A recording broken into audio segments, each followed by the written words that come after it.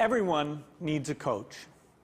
It doesn't matter whether you're a basketball player, a tennis player, a gymnast, or a bridge player.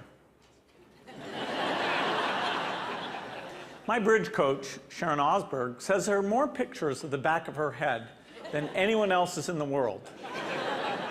Sorry, Sharon. Here you go. We all need people who will give us feedback.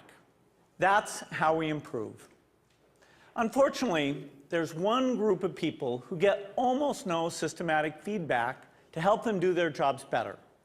And these people have one of the most important jobs in the world. I'm talking about teachers.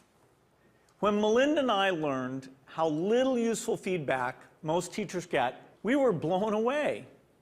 Until recently, over 98% of teachers just got one word of feedback: satisfactory. If all my bridge coach ever told me was that I was satisfactory, I would have no hope of ever getting better. How would I know who is the best? How would I know what I was doing differently? Today, districts are revamping the way they evaluate teachers, but we still give them almost no feedback that actually helps them improve their practice. Our teachers deserve better. The system we have today isn't fair to them. It's not fair to students, and it's putting America's global leadership at risk. So today I want to talk about how we can help all teachers get the tools for improvement they want and deserve. Let's start by asking, who's doing well? Well, unfortunately, there's no international ranking tables for teacher feedback systems. So I looked at the countries whose students perform well academically and looked at what they're doing to help their teachers improve. Consider the rankings for reading proficiency. The US isn't number one. We're not even in the top 10. We're tied for 15th with Iceland and Poland. Now, out of all the places that do better than the US in reading, how many of them have a formal system for helping teachers improve? 11 out of 14. The US is tied for 15th in reading, but we're 23rd in science and 31st in math. So there's really only one area where we're near the top, and that's in failing to give our teachers the help they need to develop their skills. Let's look at the best academic performer, the province of Shanghai, China. Now, they rank #1 across the board in reading, math, and science. And one of the keys to Shanghai's incredible success is the way they help teachers keep improving. They make sure that younger teachers get a chance to watch master teachers at work. They have weekly study groups where teachers get together and talk about what's working. They even require each teacher to observe and give feedback to their colleagues. You might ask, why is a system like this so important? It's because there's so much variation in the teaching profession. Some teachers are far more effective than others. In fact, there are teachers throughout the country who are helping their students make extraordinary gains. If today's average teacher could become as good as those teachers, our students would be blowing away the rest of the world.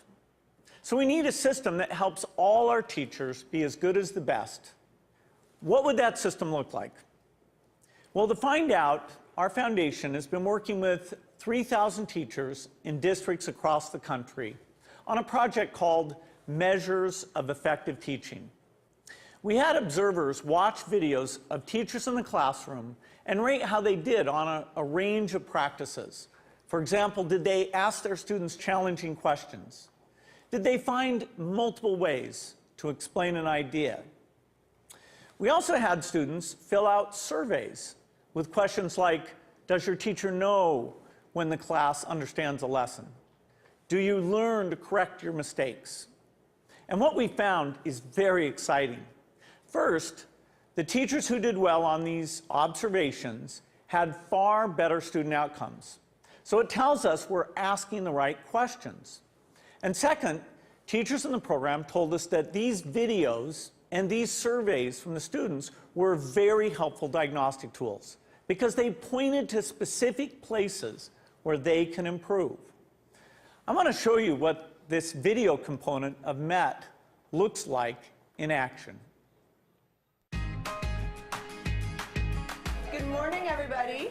Let's talk about what's going on today. To get started, doing a peer review day, okay, a peer review day. And our goal by the end of class is for you to be able to determine whether or not you have moves to prove in your essays. My name is Sarah Brown-Westling. I am a high school English teacher at Johnston High School in Johnston, Iowa. Turn to somebody next to you. Tell them what you think I mean when I talk about moves to prove. I think that there is a difference for teachers between the abstract of how we see our practice and then the concrete reality of it. Okay, so I would like you to please bring up your papers. I think what video offers for us is a certain degree of reality. You can't really dispute what you see on the video. And there is a lot to be learned from that. And there's a lot of ways that we can grow as a profession when we actually get to see this. I just have a flip camera and a little tripod and invested in a tiny little wide angle lens.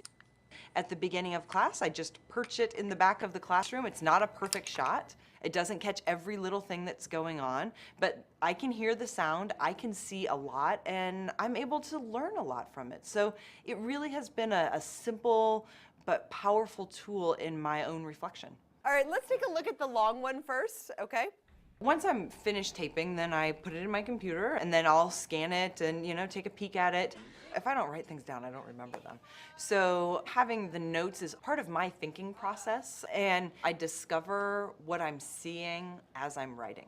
I really have used it for my own personal growth and my own personal reflection on teaching strategy and methodology and classroom management and just all of those different facets of the classroom. I'm glad that we've actually done the process before so we can kind of compare what works, what doesn't. So I think that video exposes so much of what's intrinsic to us as teachers in ways that help us learn and help us understand and then help our broader communities understand what this complex work is really all about. I think it is a way to exemplify and illustrate things that we cannot convey in a lesson plan, things you cannot convey in a standard, things that you cannot even sometimes convey in a book of pedagogy. All righty, everybody, have a great weekend. I'll see you later.